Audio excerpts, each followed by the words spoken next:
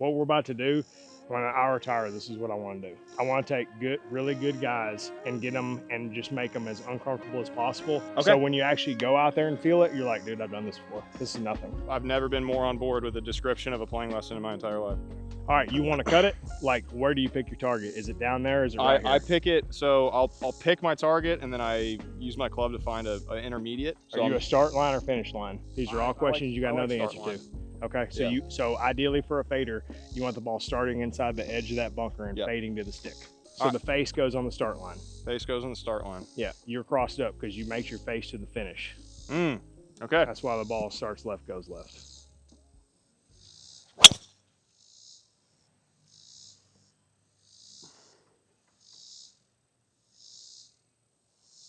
All right, you ready for, like, ideally, you wanted that ball to start on the left edge of the bunker and fade over there. Well, left edge of the bunker? Or sorry, the right edge of the left bunker. Yes. And then fade over there. Yes. You're aimed in the middle of that house with the 3. So you wanted me to go edge of the bunker? I want you to go edge of the bunker and fade it to this. So point the face on the edge and then cover it up. Got it. You always go into the ball with two hands on it? No, I haven't always done it, but I do it a lot now. You just have to allow yourself to feel. Okay. Like you're standing into it like this, you're ready to hit, man. In terms of just to be aware of the situation. Let's overdo where you point the face right before you take the club back. Okay. If you're a guy that's gonna like crank back, it's like almost like right before you get ready to get to the ball, it's like, oh. But if you sit in there the way like that one, man, that thing can basically only do that. You got the freedom to do what you want to do and what you're great at, instead of trying to manage a lot of speed at the bottom. Yeah. The one different thing with the driver too is you can't use the ground because it's up in the air. Yeah. So it's something where you can sort of match up, like you can match the divot to make the ball kind of move around a little bit, where the driver's kind of up in your own. So however you deliver that is sort of what happens. Yeah. You got no way to save it. This is the No Bull drive, and No Bull is the sponsor of today's video. These have solved a problem for me because I love to run and I love to work out in the gym. The 2 ways I like to train, not on the golf course. And until recently, I've had to travel with 2 pairs of shoes. I have a pair of lifting shoes I like to travel with, and then a pair of running shoes. These shoes solve that problem. They're very lightweight, first of all, but they're also stable and cushiony enough for a run. And then on the back here, we've got this shank to make sure that you're really stable when you do single leg workouts, anything that requires stability, like stuff I do in the gym. I want stability. I also want cushioning for running. So these shoes have solved a massive problem. And for a limited time, No Bull is offering an exclusive discount with code DRIVE50. You can get $50 off any purchase of $125 or more, which includes these shoes. So if you want the best of both worlds between running and training, I've been trying these out for a few months now, and I think they are fantastic. Give them a shot. Link is down in the description. Again, DRIVE50 for $50 off your purchase of $125 or more. Thank you to No Bull for sponsoring this video. Let's get back to this experience with Scott Stallings. So much freaking knowledge. Thank you again to No Bull for making this video possible. 133. All right, so what's that? That gap? 133 is, yeah, just smooth gap wedge. How's the ball sitting? Lies first and foremost. Little cut, little cut lie. So do the same thing. Give yourself a little bit more time. Allow yourself to understand, like, when you put that club on the ground, like have that kind of determine then how you're going to kind of set into it from there. Just so more time over the ball or behind it? What do you? No, more time over. But so I'm here. Yeah. Like, it doesn't take a genius to say, like, man, that ball's slightly below. Yeah. Or the same. I get over here and you're looking up, and it's like, all right, that ball. Yeah. Slightly above. Yeah. So then you know you're gonna kind of shift more this way. Yeah. Instead of here, I'm just gonna give myself just a little bit of leeway, just with my feet, and then you can get there and go and hammer down. Beautiful. Okay. I felt what happened there. In what way? I feel like I'm getting the club behind me and then throwing it, and that's what's causing the face shuttage. Yeah. A little bit kind of what I saw around the greens too. Okay. Is you have you have a ton of lean, like you know that you can get in there. Mm-hmm. So you almost try to hedge at address. Yeah. Like so you're here, and right before the club goes back, you just slightly like that. Okay. So would you rather see I would rather see that when the club goes forward, leave it there. So like one of these, like almost like a forward press? Leave it I want a little bit of here. Around the greens too, I see that. Okay. When that goes back, every high speed leaner has that in there because Yeah. it's like, this is sort of like the throttle. Yeah. It's like, man, and especially like you're a little bit downwind, like you could hit this in those trees with that club if you wanted. Yeah. It's just a kind of a cruisy wedge. So how do you make the ball go shorter with anything not related to swing? You add loft, you know, length of swing, Yeah. all these different variables in terms of how to like make the shot go shorter. But not your golf swing. Loft at address, you know, those are all different variables to go, but what can you control before you even take the club back? Yeah. Length of swing, ball position, and loft. Okay. So those are 3 things to kind of be aware of where you get to keep your speed up. Okay. So on this one, I'm just thinking I really want to keep that forward shaft lean. Mm-hmm. Okay. And think the front part of the grip touches the ball. All right. That's plenty. Keep it there. There you go. That's much better. All right. Now do it with this. So obviously, what is that? 55? Pitching wedge is like a 50 club. Yeah. Yeah. So obviously way too much. Yeah. So all right, make this go 30. Okay. And with speed, not decel. Make it go 30 with speed. So a little bit of loft, ball position forward. I did it again. Stand slightly closer to it and get the heel out of the ground. All right, why does it go left? I threw it from the top. Yep. So you can hinge it once, not twice. So if you get the full value of your swing this way, yep, and then you hinge, then you can get the club going around the handle. If I sit there and grab and hinge, I have to basically try to control back up out of it. I gotta hang on for dear life on the way down. Okay. And that's sort of why that comes. Got it. We continue to work on that. So as soon as this Ferris wheel comes, then you gotta time it. Yeah. That's what you got going. That's why that left comes. But as soon as you get, especially for the off speed, yeah, if you can get one, oops, so sorry, you only need one, you don't need two. So you can handle two on the way when that thing comes full, because then that thing's gonna come down and go all the way around. But when those little off speeders, that's when you need a little bit more soft, more yeah, like feel like one piece as it's going back, and you can hinge it on the way down. Yes. Okay. So on the off speeders, I want to hinge it on the way down. I mean, I think that if you could get yourself a little bump and slightly closer to it with the yeah, heel out of there, I think that would, the heel for you is literally your worst nightmare. So you want me to hit this one and then you tell me what to do and I'll hit it again? Just tell me how you're gonna do this. I'm gonna match level. I'm gonna land this it. is the first one that's up. So yep, you gotta kind of lean into it in your left. Okay. Pressure left always. Yeah. Doesn't matter up, down, left, so right. uphill lies, you wouldn't match level, you'd say more important. Yeah, you're still gonna slightly shift, but I can still match my shoulders and pressure left. Great. Because Okay. you're just trying to make your low point stay forward. All right.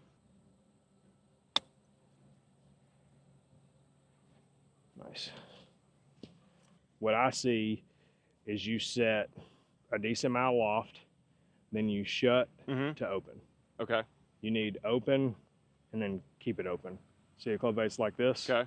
So you go here, here, yep, here. And we don't want that. No. Okay. I do like that, yeah. So here, I sit, kind of overdo it. But I'll sit here and get my ass kicked by Scott for long enough that he'll convince me the other way. You like open, shut to open? I've always just thought of it as like same like what you just said with the Ferris wheel, that if I have it shut and I feel it like square to the ball at all times, I guess always facing the ball, and then when it makes contact with the face, then I'm yeah, but the face is here to here. Yeah. It's like you're trying to undo it at the bottom. Yeah. And you out of the fairway, it's probably okay. But now hit this one and try to overdo the lofted address. Okay. Make the toe of that club go back on that shaft. Rehearse one. There you go. And keep it open. There you go. And then you can throw the hell out of it from there. Okay. I see what you're saying. See, now you can't get it there? Yep. I see what you're saying, though. Yeah, now that makes sense. What you said earlier about like high speed guys, like the best short gamers, it always looks like they hit it too hard. I feel so exactly now what you're saying. Based off the upslope, you don't need to really open the face. Yeah. Just don't take loft away. Okay.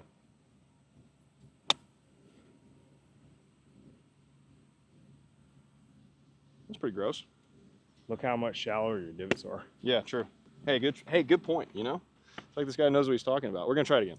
So just don't shut it, just let it open. Yeah. And then keep it open. Okay. I already feel what you're talking about. I can get way more aggressive with this.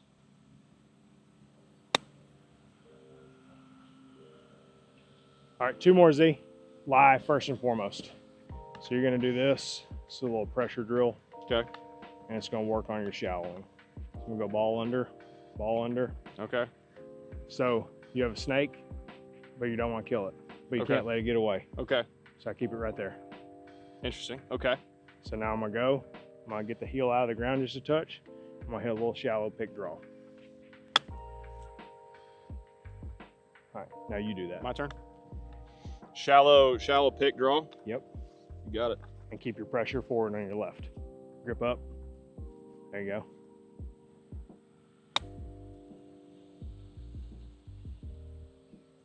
You still feel this? A little bit, yeah. That's from the So I don't want to feel. Let me try that one more time. So shallow pick draw with the foot below, and I don't want to feel the face opening.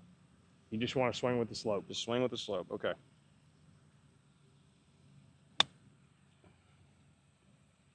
The goal of that is to get the club to finish this way.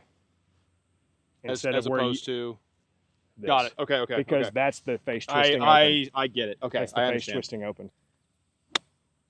That is. Yep. Now you feel the bounce hit the ground. Now look at your shallow.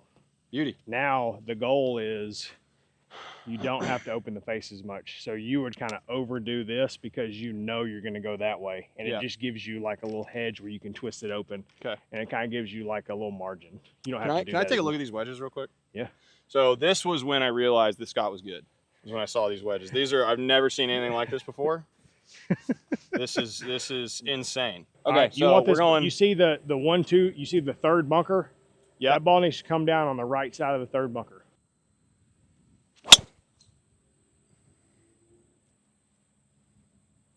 That is so much of a tighter miss. Yeah. You should have to feel, I mean, that's fine. Yeah, I'm totally fine with that. But that's just in the right rough. Well, that's so when I'm playing really good golf, that's my shot. That's probably a 2800. I actually got my quad. We can know for sure, but that's probably a 2800, 3000 maybe high cut. Like we like that. Anything that's not like a full number, like anything that has like a little bit of control and finesse, him trying to manage like this, like the strength of his grip, and then trying to go, it's always going to be this way.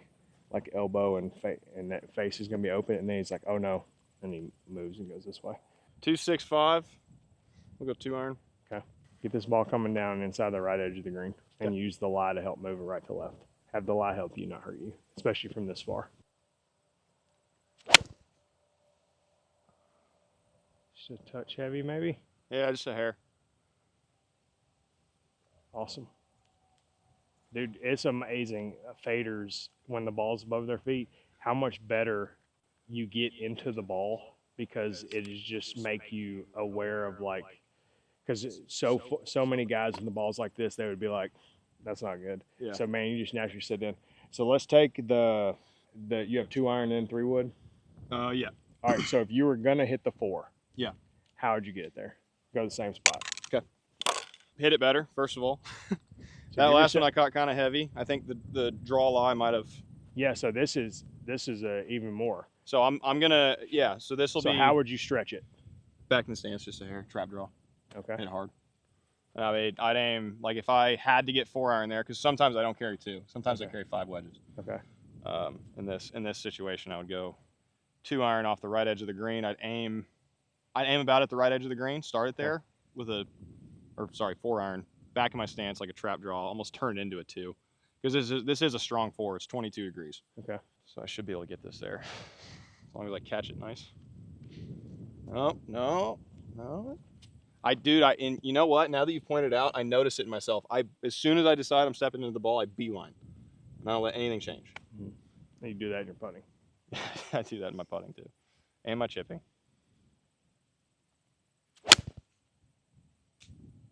No trap. All right. So put the face at the edge of the green and get Yep. shut to the face. Shut to the face. And Okay. swing on the slope. All right. You make it where you have to do this. You have to twist it. You're a face twister, man. I am. That's what you do. So I got it closed and I twist it open. You're like, oh no, because you feel this, because you're a fader. And as soon as you feel like a little shallow back, Yeah. you're like, that's left, that's left, that's left. And Yeah. then you go through. Like then I that was gotta- actually really good. Yeah. But it's just got a little bit of this. That's Okay. why the ball doesn't turn. I got to. So make the face at the corner of the edge of the green, shut your feet to the face, and then swing with the slope. Okay. And absolutely smoke it. Smoke it. This thing's got no problem getting there. Good. Shut the face just a touch more. There you go. Swing with the slope. Boom. That was sick. It's all matchups, man. All right, that was awesome. Now do the complete opposite of this. Now take this one and open it. And cut it? Cut it. Do you have a ball?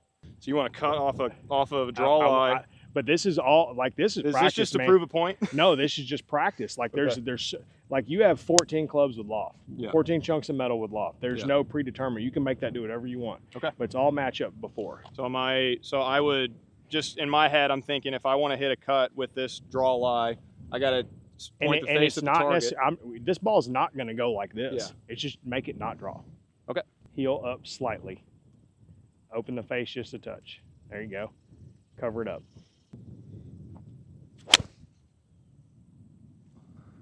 You get in one of those situations where you're like in that in between, but you can play from there all day. Yeah. And that's one of those, like, man, I can't, there's water short or something. It's like, man, I cannot miss a 4 one bit. Yeah. But 2's like a little too much. Mm-hmm. Man, how do I make this where I can be, and I'm not going to end up in the next hole? Yeah. You swung as hard as that as you swung as the other one. Yeah. And you missed it in the appropriate place. You're not bringing that ever into play because you hedged just a touch with the dress. See? But does that make sense though? Like, yeah, absolutely. If that's a perfect 4-iron, hit a 4-iron, man. That's fine. Yeah. Or a 2-iron or whatever. Yeah. But in the same situation, like, no, but I love what you're saying about, there are situations where 4-iron's the perfect club, but it's not, the miss is horrible. Yeah, like you have no margin, but the 2 gives you a little bit of freedom to kind of be who you want. So you need to practice chipping with your sand wedge, and you need to present loft and keep loft there. Okay. So 54 degree? Yeah, just when you practice. All right. So obviously you can still manage, make my face point where I want, find the loft here, stay left, and then keep low left shoulder. And then hit just crushy spinners. Yes. Okay. Shoulders match your feet. Do they not? Nope. Like that? Yep. Okay. Shaft lane, keep your shoulder left. Less throw. It's got plenty of spin. You don't need this. This is your habit, the face twisting. Yeah. This way. I don't need to do that. You don't need to do Get that. on the ball. Z throws a couple of those. You see how his two shots from back there obviously were great, but his 2 misses are over here. We can play from here all day. We can't play from over there. So that, I took the throw away there, but I hit behind it. Yeah, get your heel out of the ground. You need to be basically almost feel vertical with your shaft. Not that much. Not that much. I mean, we can get crazy if you want. Yes. I would like to see a little more width. Yep. A little bit more close. Okay. And then a little bit almost feeling this way. And then like that. Okay. You need to practice off of a downslope with a little bit, like this is obviously a lob wedge, probably a square face, and that's going to keep you from doing this because now you have to use the loft of the club. Why is it coming out so hot? Oh, 54 degree. I'm forgetting I'm hitting a sand wedge. You can open it more. Yep. All right. Add some spin. How to make it go straight. Now make it go straight. All right. You don't make it go straight by aiming more left. All right. It's a good lesson to learn. Yeah. So a lot of kids, you see this, especially like I'm a scoop further back here. So a lot of people see this way. And eventually, like, I got to swing this way. Yeah. So an open setup with the ball on a downslope, left is a back out. So if I go this way, I have to back out to swing and make the ball go that way. Okay. So actually, I'm going to go face there. I'm going to get slightly shut. Okay. And I'm going to lean on my left. My face is going to be, now my face can get open to there because I'm going to swing where this is. I'm going to use my path in the ground to make the ball go. And I'm actually going to like make this ball slightly draw. Okay. Okay, nice. So Scott Stallings is good at golf. We already gave you the good tag. You don't have to keep showing off, you know. Yeah, but if I was going to Q school, I'd want to know this. I don't. Now you see how you naturally want to shift to the left. Now overdo it and get shut with everything. And now swing just a little shallow draw. Why is it? That's probably a little bit overdone on the right. Okay. But you see how the ball's not like, that was straight. That's not like start left and shimmy to the right. We're throwing a lot at him really quick. Yeah, this is a little different from what I'm used to. Well, I can tell you, if you learn to set up some of this stuff, it's going to make a world of difference. There's something. Yeah, we got to stop getting the shaft so vertical on the way back. Like the head gets, just trying to think of a good cue. So a little bit closer, and the club just working closer to the ground on the way back with the face open. Closer and club closer to the ground on the way back with the face open? Okay. Yeah. I think you've gotten so steep on the way back because you go. Sorry. No, you're good. So you're like steep to steep. Yeah. Like you can be shallow and then let it come. Yeah. Shallow to steep can be okay around the greens. Yeah. Shallow to steep in like a full swing, how you end up like Will. Into and off the left is the idea. Am I still right side of the tee box here, do you think? Or does that not matter as much? I just think where you just, make yourself constant, and know kind of what you can rely upon. It's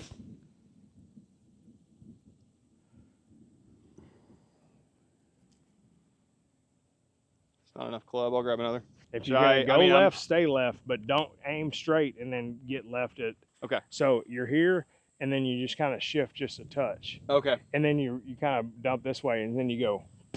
Yeah. And then the face kind of slips. Just get in there, set, and then make sure this kind of state where you can get the face kind of going around. You just got a little bit of like where it kind of gets on top of it like that a little bit. There you go. Okay. See how much tighter that is? That was nice. Yeah, that felt a lot simpler. I don't know if I can get this there. Did you hit 6? I had 6, yeah. Woo! Better strap in. What you got? I got 6. A little trap draw? No, I just try to hit a heater in there. Eater. I love that. A lot of lean. Yeah, you leaned on that one. Holy smokes. Yo! That was definitely gonna. Settle on. That was definitely gonna have to be. That's not enough for me. Okay. Well, does that make sense though? Because totally. Totally. As soon as it goes in there, backing out of it, leaning back, feeling like because when I do that, I feel like my path's moving left, which is why it gets so confusing why I'm not cutting it. But yes, this makes sense. Like I'm behind it, so it's just got to release. How do I putt? No, I just think you got to simplify your routine. I think you got too many voices. Be one voice. Okay. Add a little bit more feel into your routine. Like aim point's great, but at some point if it kind of gets in the way, like this thing's gonna break a little bit left to right, just a little bit uphill. Like kind of put that in, and then use a way to sort of quantify to pick your start line. Are you a start line here? Are you a point up there? And just kind of be able to figure out and match it up. Okay. It's not rocket science. Yeah, I got this 6 inches out. Yeah, a little bit uphill. A little bit uphill. It's just a way simpler delivery, man. Putter stays so much lower.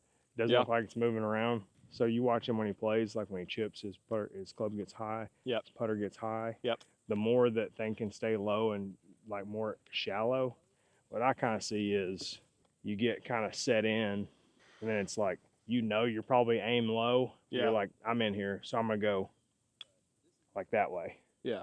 And then you kind of get on top of it and like. But it's really hard to be consistent. Yeah. And then it's really hard to know why you missed. Just like the driver and the putter are the same. Okay. The one thing different about the putter is the ball's on the ground the whole time. Where the driver, you can't use the ground like the irons. Okay. So you can get away with a lot more with the iron than you can a driver. I think aim point is great. I think it is a tool. It is not an always. Too many people put absolutes within aim point. Cool. All right, 330 flag or 330 middle, 300 front. Is that what it says? Yeah. 320 middle, 300 front. Nothing to this. We would love to see this ball in that right center of the green. If not, just slightly over there on that right side of the fairway, chipping right across. So start at left edge of the green and let it cut? Yeah, man. I know exactly what happened there. It's just what you were talking about. Yeah. Brought it inside on the way back, came over the top. And you would hit driver here in a tournament? Absolutely. Yeah, 100%. If you're not hitting driver here in a tournament, you don't need to do this for a living, especially for him. You just sit there and like cruise, like Healy cuts in the middle of the green. Tell me when you're ready. Okay. That is the middle of your club face. Yeah, I put that mark there for a reason, and I still line it up off the toe. That'll explain the over the top and the shallow takeaway and the reach. and the reach. So we're just gonna bury it in the heel. How about that? And not necessarily just make it match up there. Those lines are there for a reason. Well, it's gonna feel like I'm burying it in the heel. Like this feels like I'm burying it in the heel. That's closer to the middle of the face than the others. Yeah. You're gonna be a lot happier from there. That was awesome. That was hammered. All right. You Well, that always was- kind yeah. of you always kind of been like a toe. Yeah. Yeah. Yeah. That's And why. you know, I had a coach like when I was 12 or so try to get me to bury it in the heel, and I just never liked it.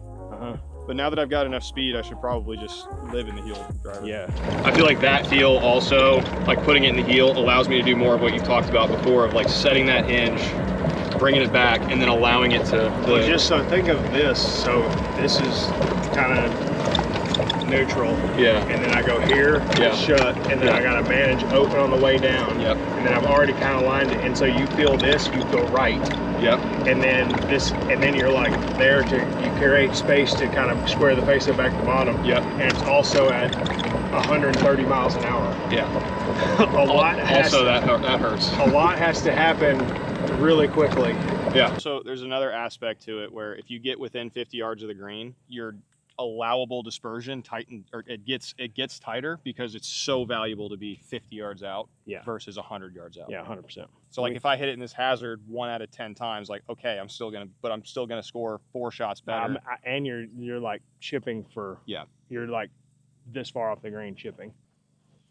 A little grabby. I like what you're saying about the speed though, Scott. It makes sense. Like I've got speed, why not use it? So we want it here. Nice. That was awesome. Just swing like that. Okay, I can do that.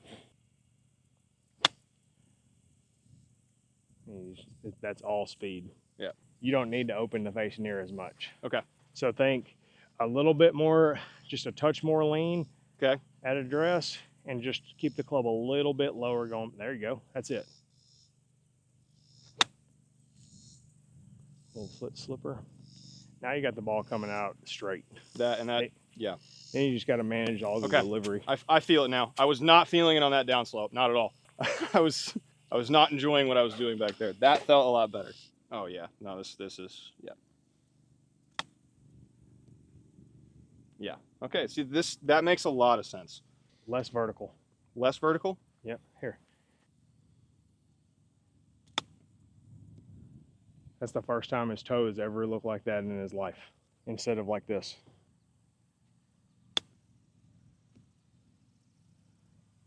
The goal is to feel like, oh God, I hit it too hard, and then you're like, yeah. What degree is this? I don't know. I think I want it. Can I have it, please? What if I said pretty please? Would you give me this wedge? No, they don't give those out for free. They do though. They do. Yeah. You gotta earn it. All right. So here's a good shot to have. Stand as close as you can, get the shaft super vertical. Okay. Twist the face open. Okay. And now hit a little open face cutter without taking the, feel like this. Little open face cutter. There you go. So if you pick, that's the one where you get like a steep into the grain and you gotta kind of like get on top of it. Yep. When you are like open to shut to open, that shot's really difficult. That's like an awesome shot for Florida. And that's not always. Again, this is not a game of absolutes. No, it's but a game that's of always in the hole. So imagine the same. Go side by side here. So I'm gonna go here, stand on top, little pinch, slightly outside. Yep. And then very much right next, flip, open, draw, flip up underneath it. All matchups. Mm-hmm. All just shifting around right before. So the motion doesn't change much. It's all the about motion is a reaction to what you do before you hit the ball. So if I get here, if my club's there, and this is exaggerated, if I get this way, I can't go there. Yeah, sure. The club has to go this way. Okay. Ideally, you're gonna want this ball, if you're gonna shape it for this tree, your ball's gonna come down right on the inside of that tree. Okay. And we're gonna put this one, feel like we're burying it in the heel. I'm aware that what I feel is not what's happening with the driver.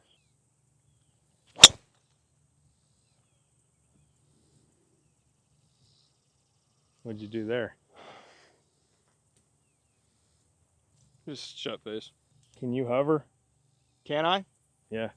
Never done it. Should we try?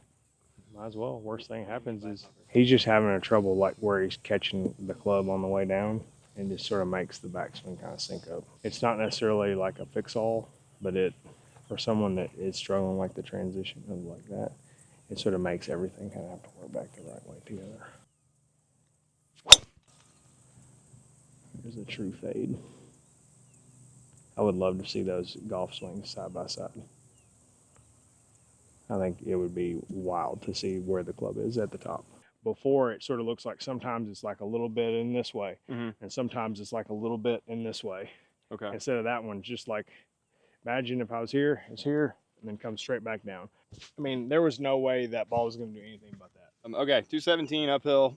Lie. Lie is cut lie, ball above the feet. So you have a cut lie, ball above your feet. Those two things don't exist. Ball below my feet. I meant feet above the ball. Whatever it was I was trying to say. Ball above your feet, slightly draw. Is this ball above my feet? Look where the ball is actually sitting. I see it cut. Okay, I see what you're saying. Where the ball is actually sitting. Maybe where you're standing, but the ball is sitting on like this. It's just the topography of the earth. So I'm playing this as a draw lie?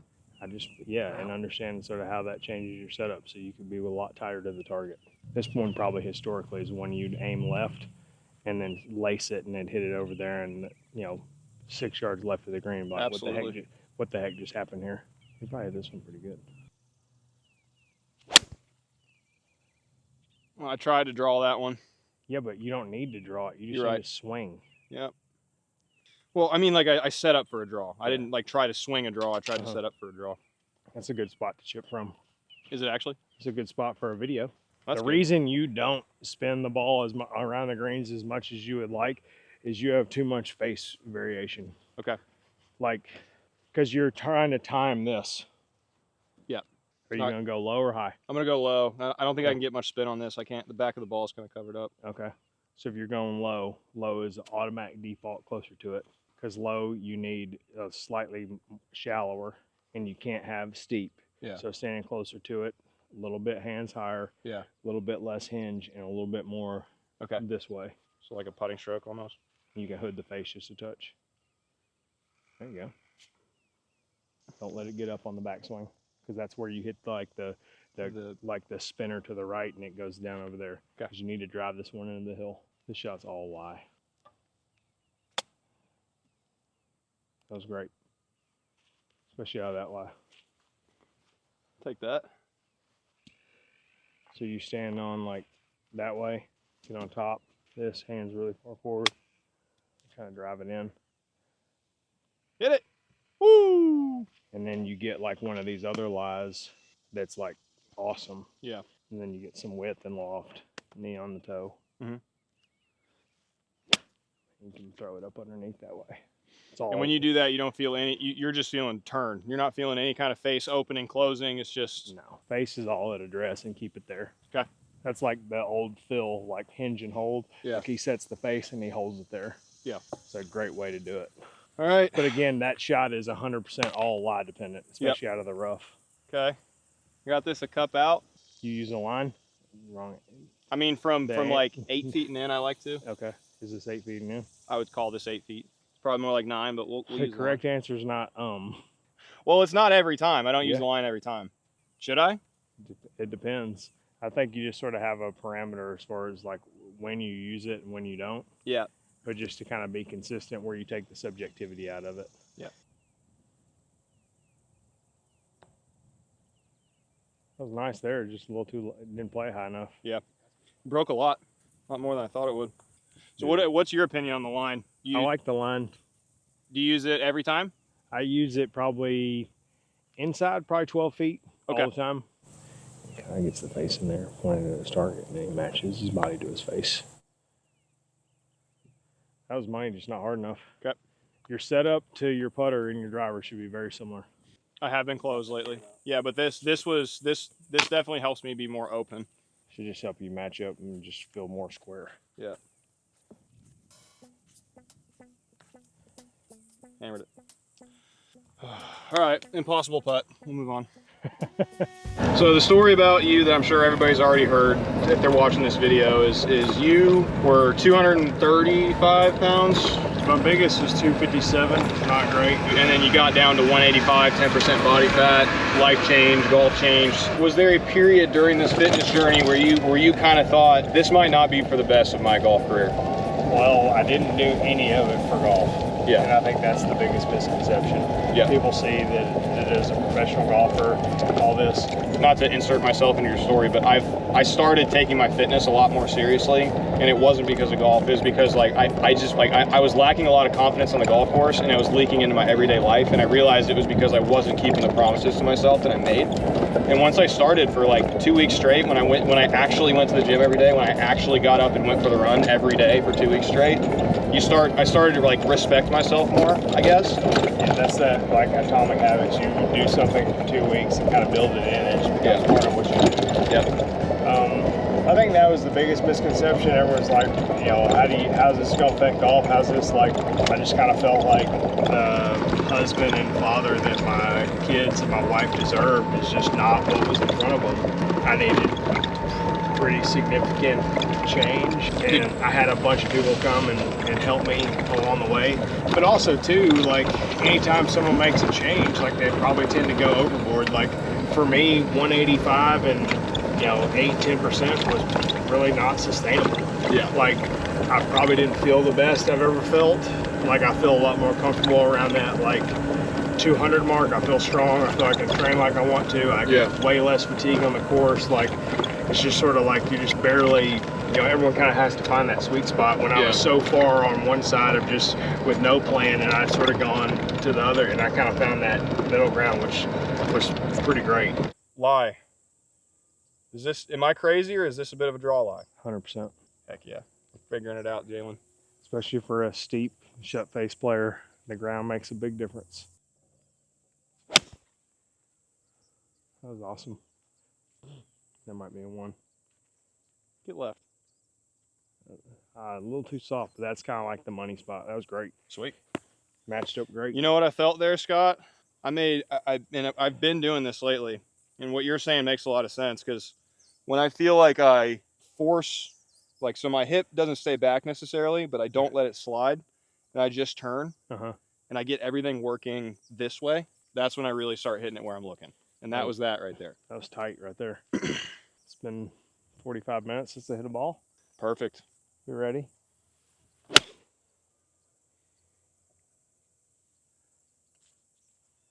Very nice. Oh! A little bit held off too much. Just a hair. I thought that was going to be, was 80? 80, yep. Yeah. Hit it. Oh! Hey, good three, The toughest this hole plays in our college event, we put it over there in the front left. Yeah. And we play that wedge tee. The amount of people that hit it in the water would blow your mind. Downhill pretty aggressively, going left to right, maybe a ball out. Yeah, it's going to try to get left up here at top, though. Try to move left? Just Off the face? Yeah, just ever so slightly. It's going to hold its line. Yeah. So I wouldn't get it out of the hole. You like left edge or left center? Yeah, just very subtle. Hey, man, it stayed right over there. That was a good roll, man. Thank you, sir. That was matched up good.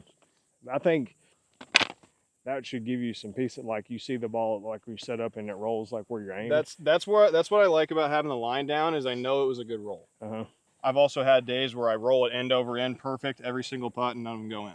Once again, I really appreciate you doing this. Obviously, this is so. Can we expand on that? The putter and the driver are the same setup. Ideally, it's a little bit different though because it's two flattest faces. Yeah. And so it's the easiest thing to see where the face is pointed, but you have the least opportunity for variability. Where like a 60 degree, and you can sit there and open and close it so much.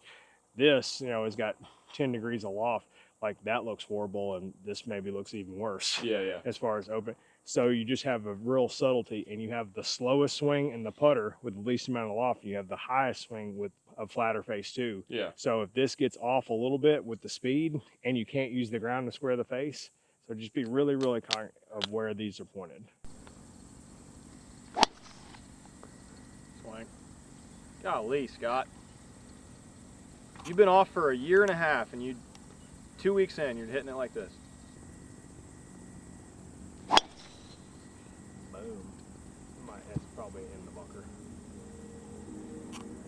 awesome. I like that. I like that swing. If you had to give me 3 things to master before I go to Europe. Take your routine of your driver and then get like how you get into your driver and how you get into your putter, because those seems to be the things that you tend to try to manipulate the most. Okay. And try to be way less rigid.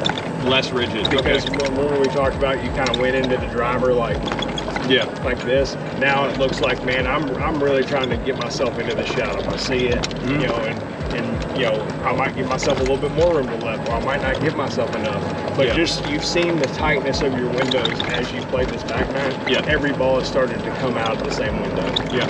And then start working on some of your setup stuff around the greens. Okay. You know, how you chip and pitch the ball, I mean, it can go a long way, especially Q school, like, you know, Getting up and down for par is pretty valuable. And kind of make sure where this feeling like off the ball, Mm-hmm. and then, so you go up and then that way. Yeah. So it's gonna work on his driver and his putter, like the routine getting in, and then the chipping. So way more like as the club goes. So he wants to go this way. Yeah. That club needs to be a little bit more like that way, so the face stays open. Yep. And less this way. Then the club wants to go there. So yeah, my forearm goes that way, and then I got to get rid of it. Exactly. Yeah. So I want to kind of feel this, and then stay that way. So I'm feeling more of like, so it's very low and shallow on the way back. Yep. Face opens up, and then I'm almost feeling like a covering motion. Yeah, and just real subtle, and just kind of let you just make all the bounce work for you. 101. And you know, it's weird. Like, so that motion Scott's working on me with now, of like just kind of feeling back and then cover. It's so simple. I think I'm gonna do it here too. It's just like, oh, so I don't do anything.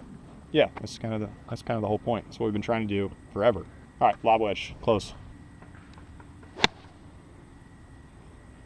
I like that feel, Jalen.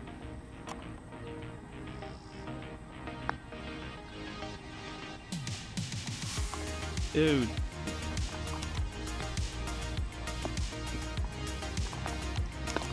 All right, I like the way you chip it, Scott. I like it a lot.